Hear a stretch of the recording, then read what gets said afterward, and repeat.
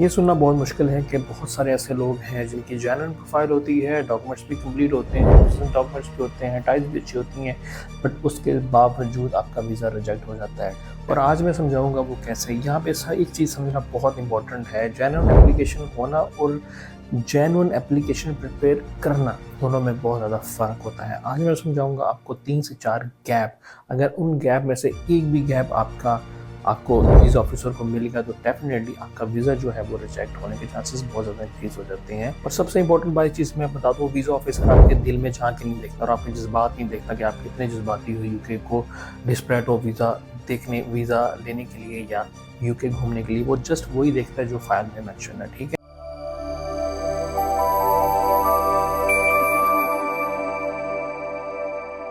सबसे पहले मैं आपको बताता हूँ कि आपका जो है वो गैप नंबर 1 कौन सा है।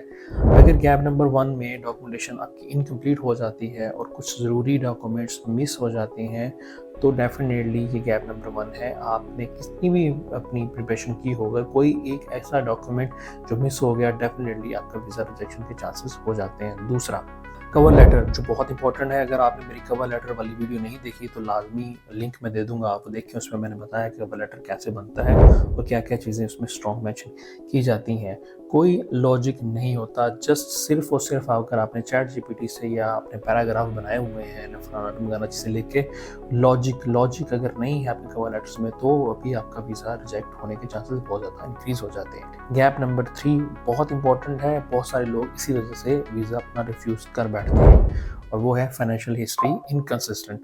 अच्छा बैलेंस होना ज़रूरी नहीं है, लेकिन आपकी सोर्स एक्सप्लेन जो होती है, सोर्स आपकी एक्सप्लेन करना बहुत ज़रूरी है कि जो पैसा आ रहा है वो कौन सी सोर्स से आ रहा है, उसके ट्रैक क्या है। ट्रैकिंग हिस्ट्री यूके ऑफिसर बहुत ज़रूरी चाहिए होती है। अगर ट्रैक नहीं है तो उस बैंक बैलेंस का कोई फ़ायदा नहीं है। चौथे नंबर पे जो आपका गैप है वो है रिटर्न्स टाइज।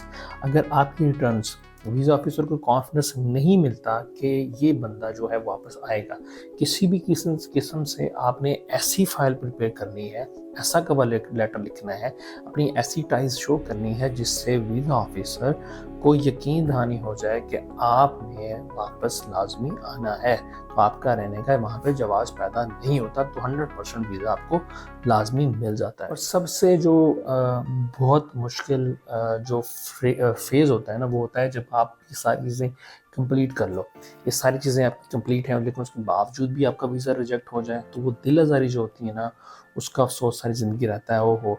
और किस वजह से, अगर कवर लेटर में एक पैराग्राफ अगर आपने कम लिख लिया होता, ज़्यादा ना लिखते, ये लाइन अगर आप ना लिखते तो डेफिनेटली आपका वीज़ा लग सकता था। सो अगर आपकी जेन्युइन प्रोफाइल है, अगर आप लोग समझते हैं कि हमारा बिजनेस है, हमारी टाइज स्ट्रॉन्ग है, हमारा 100% वीज़ा लगता है, तो किसी भी किस्म की छोटी सी मिस्टेक से आपका वीज़ा रिजेक्ट हो सकता है। उससे पहले, वीज़ा अप्लाई करने से पहले एक बार लाजमी आप स्टडीफाई कंसल्टेंट के ऑफिस विजिट करें।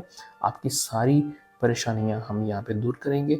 अगर आपकी किसी भी डॉक्यूमेंट में कोई मिसमैच है, कोई डॉक्यूमेंट्स में प्रॉब्लम है, तो हम उसको रिफाइन करेंगे। हम आपका डॉक्यूमेंट्स आपको कंप्लीट करेंगे, कुछ एक्स्ट्रा डॉक्यूमेंटेशन भी बनाएंगे जिससे आपकी जो वीज़ा की स्ट्रेंथ है वो काफ़ी ज़्यादा स्ट्रॉन्ग हो जाएगी। हमारा ऑफिस फैसलाबाद मिस्तारा रोड पे है।